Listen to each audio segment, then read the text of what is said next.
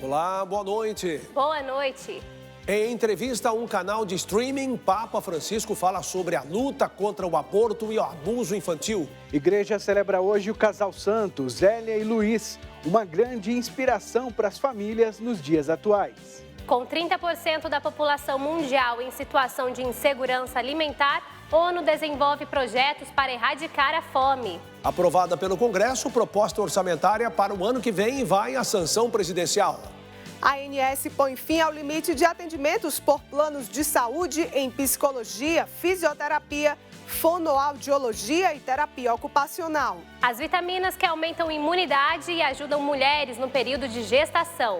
Cresce o número de brasileiros com contas atrasadas. E na série Inverno em Monte Verde, o cuidado com a natureza e a preservação do meio ambiente. O Canção Nova Notícias começou.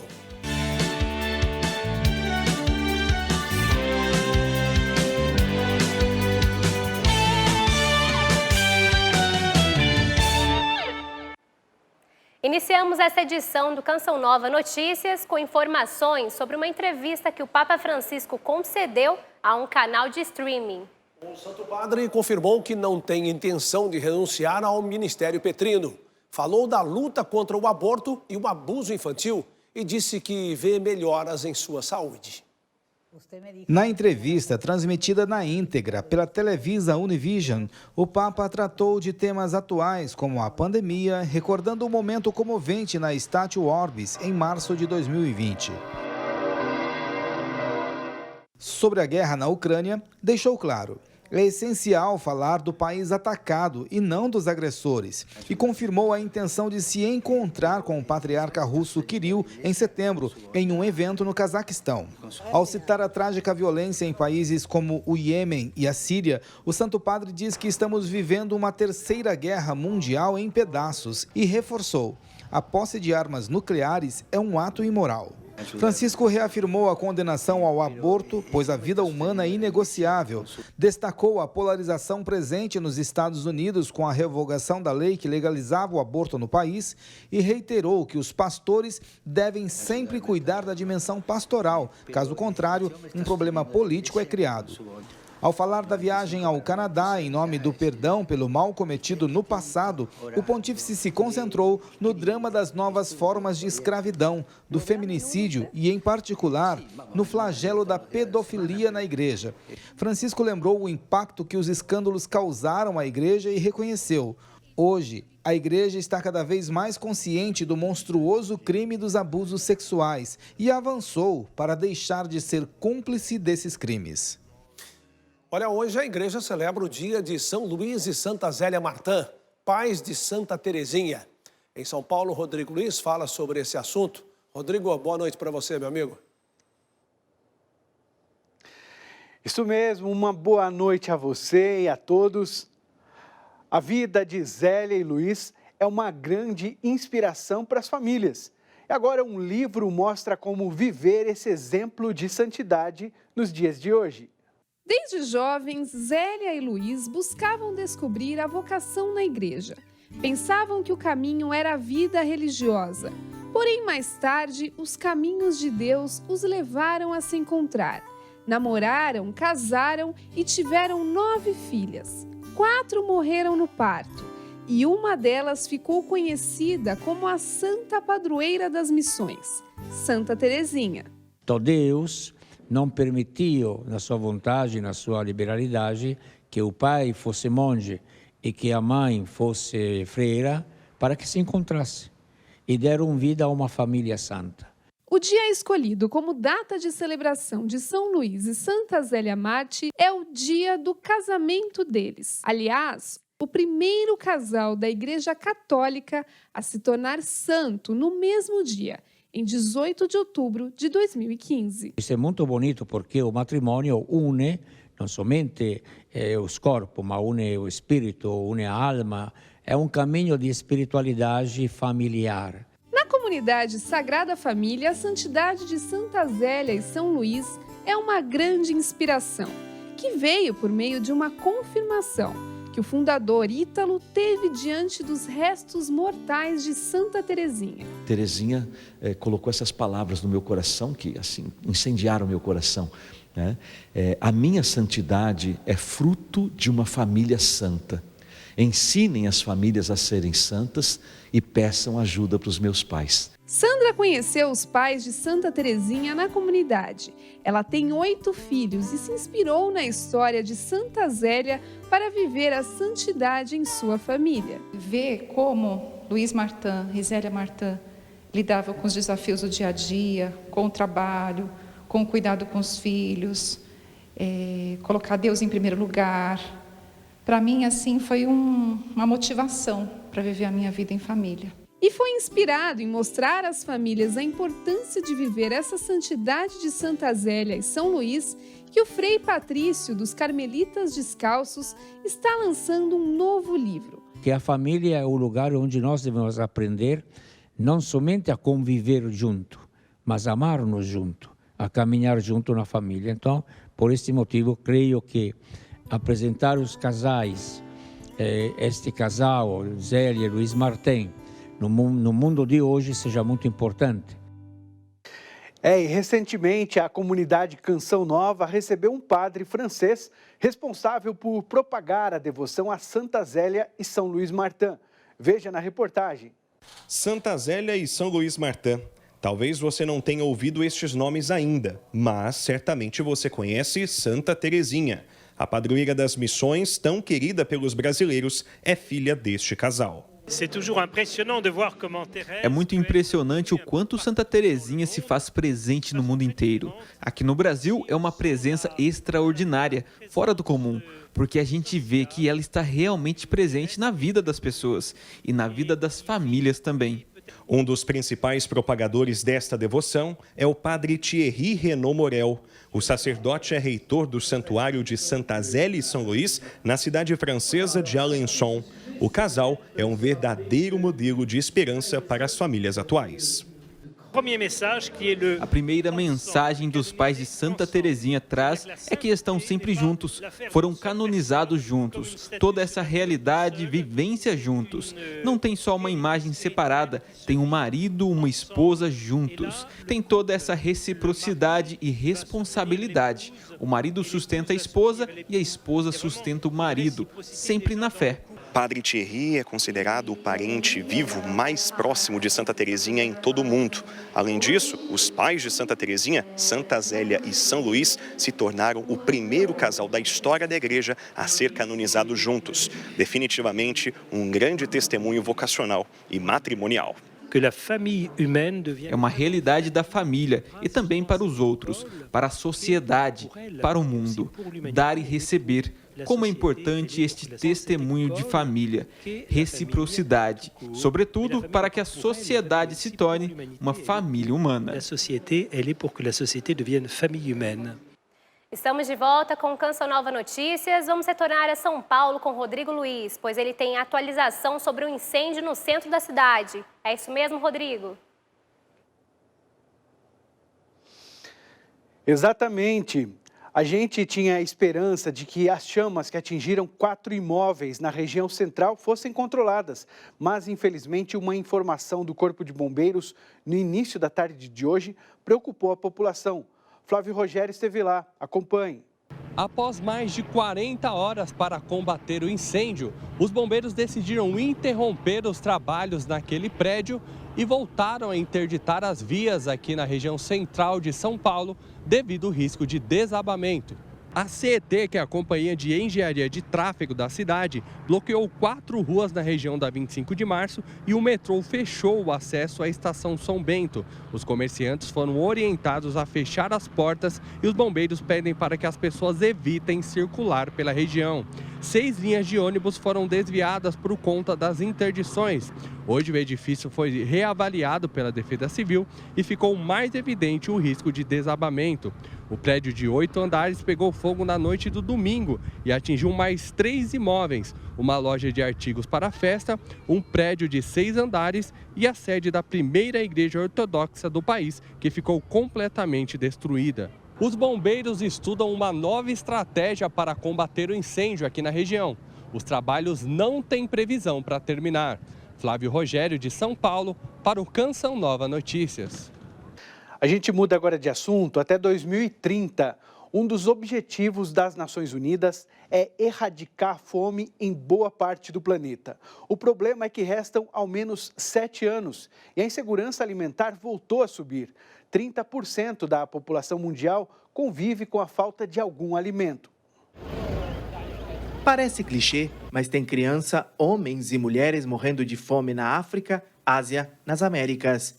No Quênia, quase 1 milhão de crianças sofrem com desnutrição grave.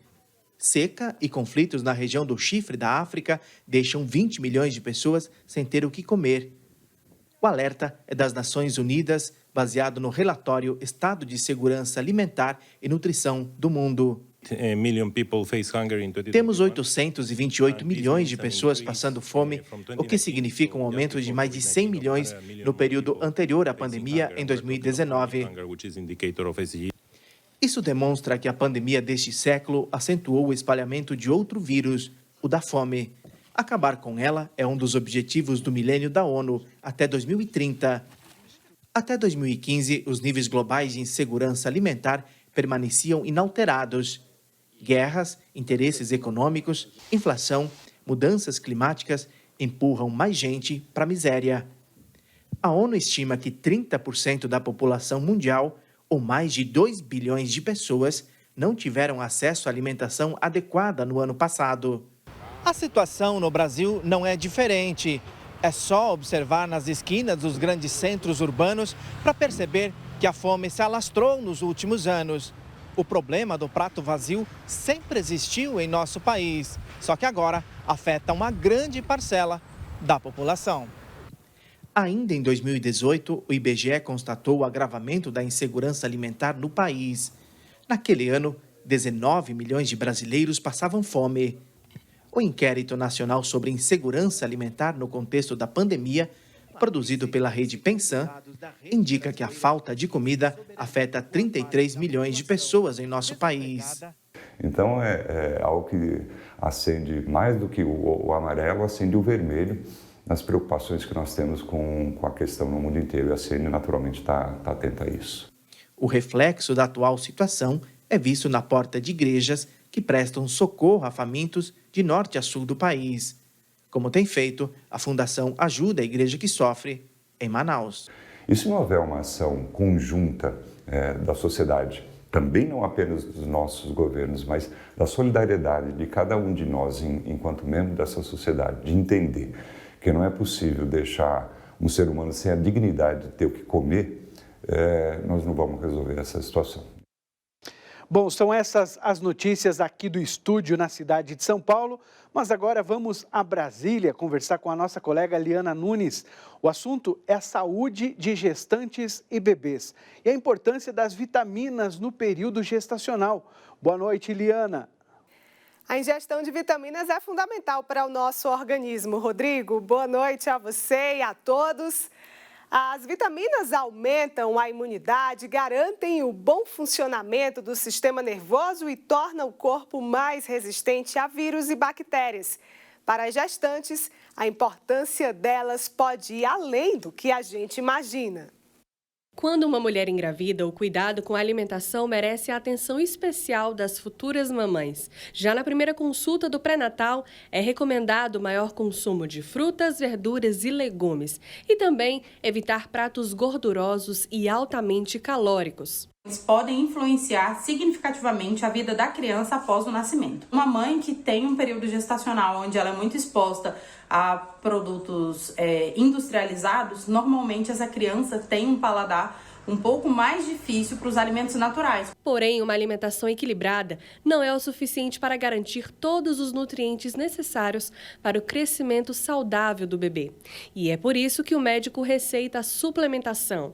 Cálcio, ferro, vitamina C, D, ácido fólico, dentre outras, devem fazer parte do dia a dia da mulher que gesta. A gestação é uma fase de muita sobrecarga metabólica para a mulher, né?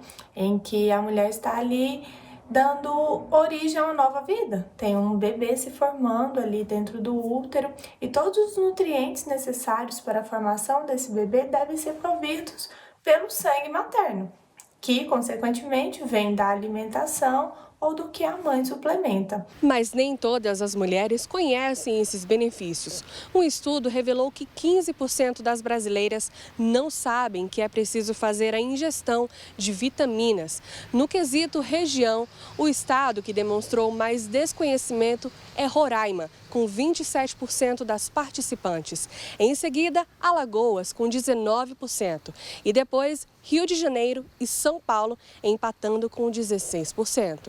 De acordo com a psicóloga, os nutrientes também são responsáveis pelo desenvolvimento cerebral e afetam diretamente a saúde mental da mãe e do filho. Ter uma boa nutrição durante a gestação é fundamental para o desenvolvimento da criança e por toda a vida dela, tanto o seu corpo como a sua mente, a sua capacidade intelectual e o funcionamento geral do organismo. E agora uma boa notícia para quem precisa de atendimentos nas áreas de psicologia, fisioterapia, fonoaudiologia e terapia ocupacional.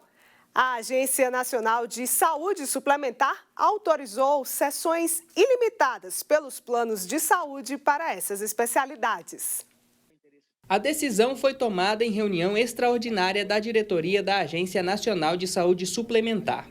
Em 1º de julho, a ANS já havia determinado a cobertura de qualquer método para tratamento de transtornos globais do desenvolvimento.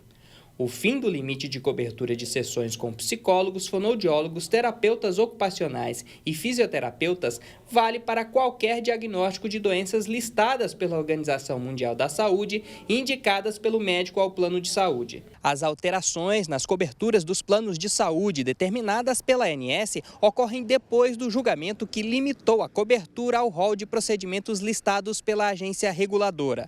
A decisão do Superior Tribunal de Justiça obrigou pacientes em tratamento de diversas doenças crônicas a ampliarem os planos ou migrarem para o serviço público de saúde.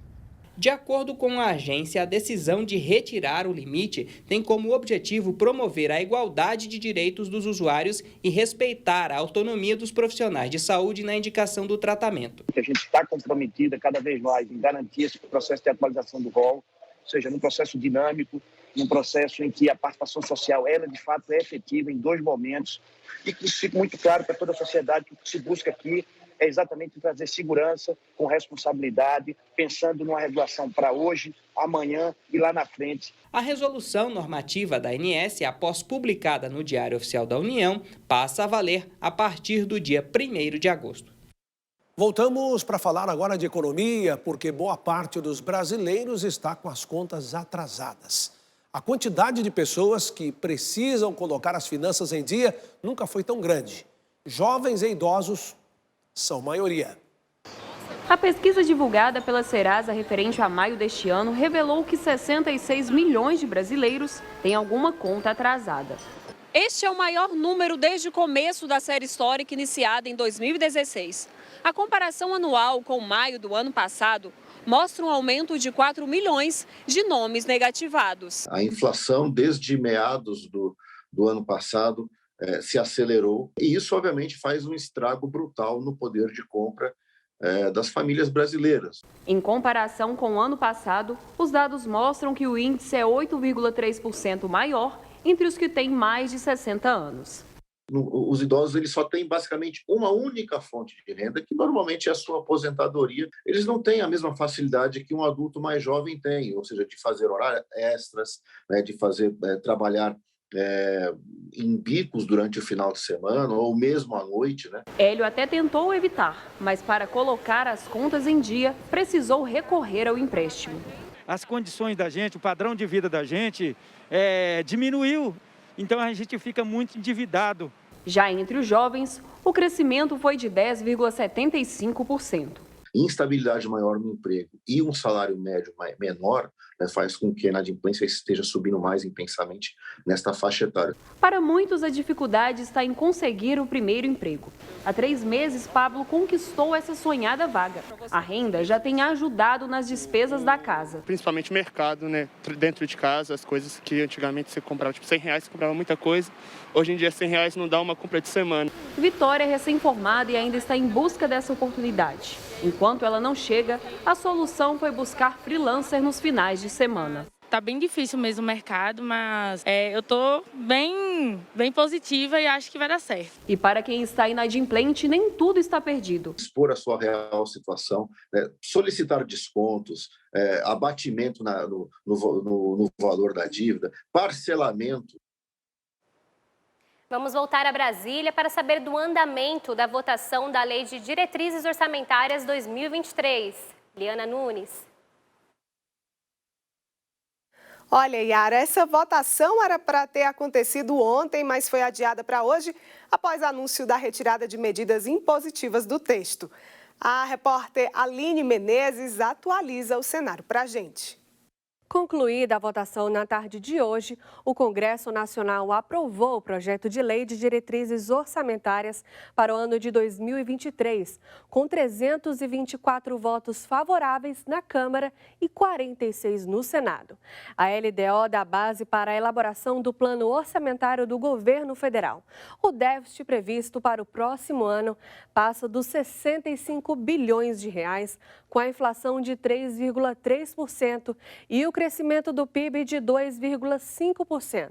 Na votação dos destaques, 7 emendas foram acolhidas pelo relator, o senador Marcos Duval, e aprovadas em plenário, como a que estabelece regras para as linhas de crédito das agências oficiais de fomento e para a previsão de recursos à alimentação escolar. Mas foi retirada do texto a execução obrigatória das emendas do relator, classificadas como RP9. Esses recursos, que ultrapassam os 16 bilhões de reais neste ano, poderiam chegar a 19 bilhões no ano que vem. O texto segue agora para a sanção presidencial. De Brasília, Aline Menezes para o Canção Nova Notícias. E nós estamos no período mais seco do ano. Aqui em Brasília, a estiagem já passa de 2 meses. A temperatura baixa exige alguns cuidados com o meio ambiente, mas também com a saúde respiratória. Já são mais de 65 dias sem chuva no Distrito Federal. A umidade relativa do ar varia entre 30% a 70%. A Organização Mundial da Saúde define que a porcentagem ideal para o bem-estar humano é de 60%.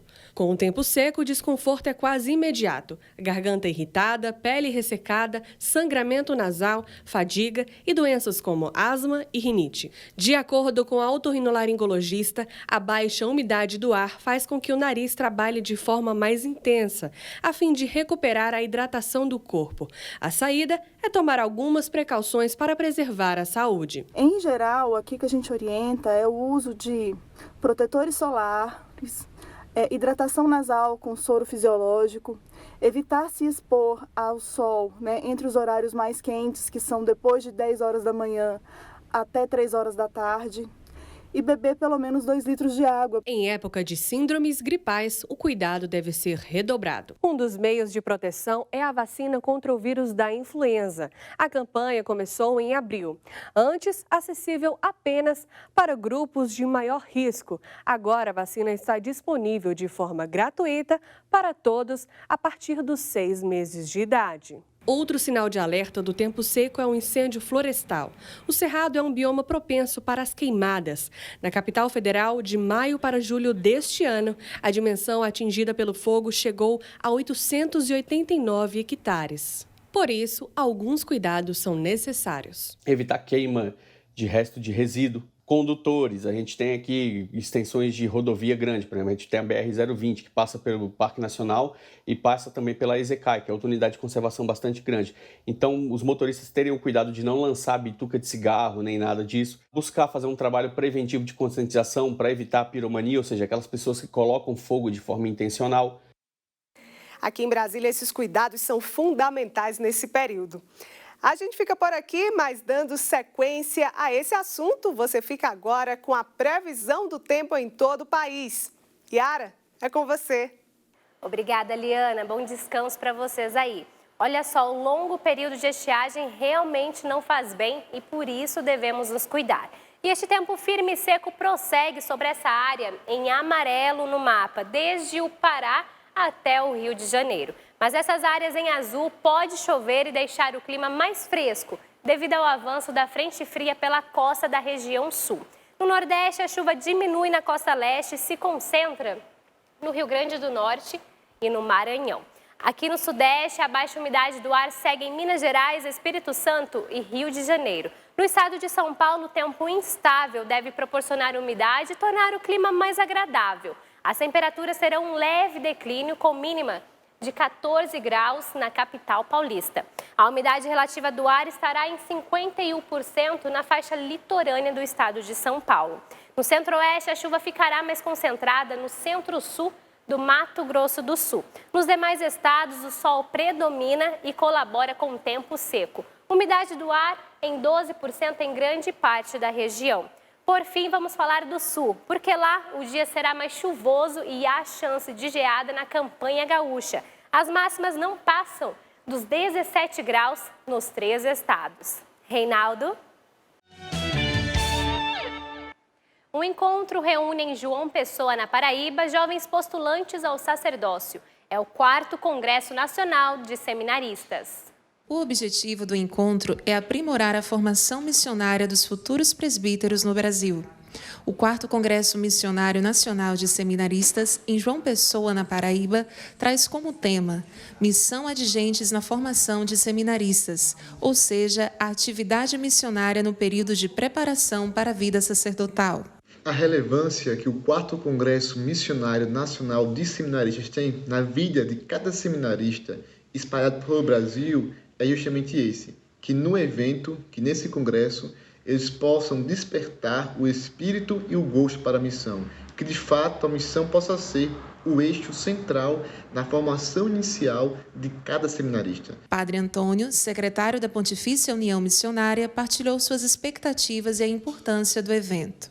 Por isso nós vamos trabalhar muito esta questão da missão adigentes, porque o seminarista, desde o início do processo de formação, tem que ter bem claro que ele é formado não só para a diocese, não é formado para a congregação, ele é formado para o mundo. E ele tem que ter esta mentalidade, o coração bem missionário, aberto à universalidade. Por isso esta temática do Congresso Missionário deste ano. O congresso é destinado a todos os seminaristas do Brasil.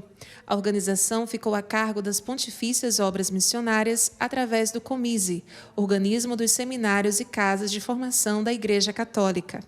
Somos 350 inscritos, provindos de todos os lugares do Brasil, para participar deste Congresso Missionário Nacional de Seminaristas.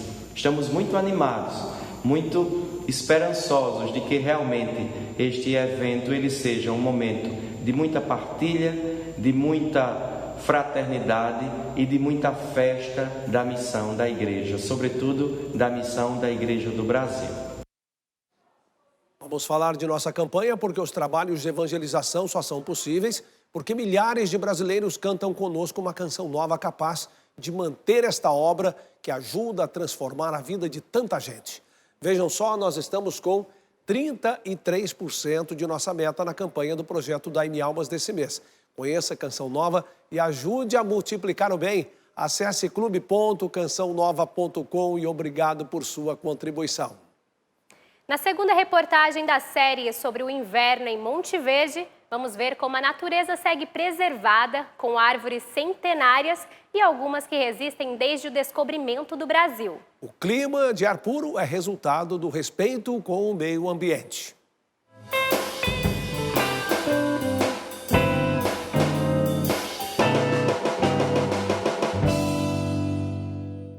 A trilha do Pinheiro Velho é um dos principais atrativos aqui de Monte Verde.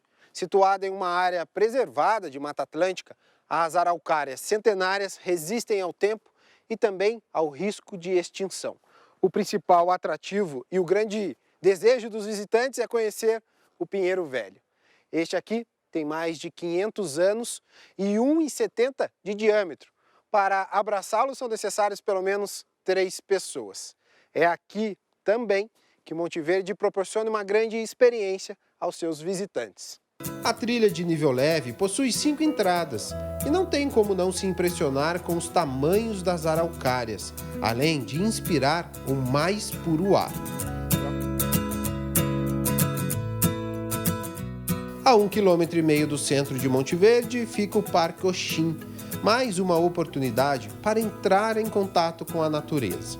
Quem apresenta para nós o local é a Tânia, mineira de Caxambu, que veio para trabalhar durante 3 meses, mas não saiu mais e já há 34 anos vê sua vida ser transformada em Monte Verde. Nós estamos aqui no Parque Oxim, que é um parque que preza pela preservação das árvores, do meio ambiente.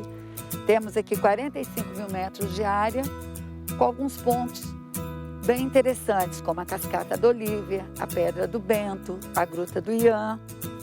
Temos as lhamas, que são o nosso atrativo maior, a criançada adora. O nosso atrativo é exatamente isso que nós estamos fazendo. Essa caminhada no verde, aproveitar, respirar. Dá para você respirar aí sem máscara e descobrir esse paraíso, esse santuário assim. O caminho por entre as árvores nos mostra o valor de preservarmos e torna Monte Verde inesquecível para quem a conhece.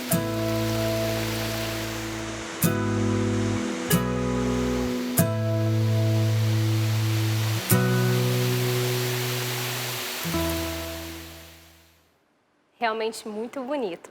Amanhã vamos descobrir que é em Monte Verde que técnicas antigas e históricas estão sendo mantidas por meio da pintura e da cerâmica.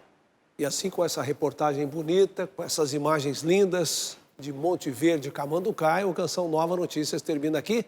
Notícias da igreja, do Brasil e do mundo, você também confere lá no nosso Instagram, hein? @CN Notícias. Assista daqui a pouco, às 8 horas, ao programa Pra Ser Feliz com o Padre Adriano Zandoná. Às 9h30 tem Gente de Fé e às 10h30 ao vivo PHN. A gente se vê amanhã, uma ótima noite. Boa noite e paz para você.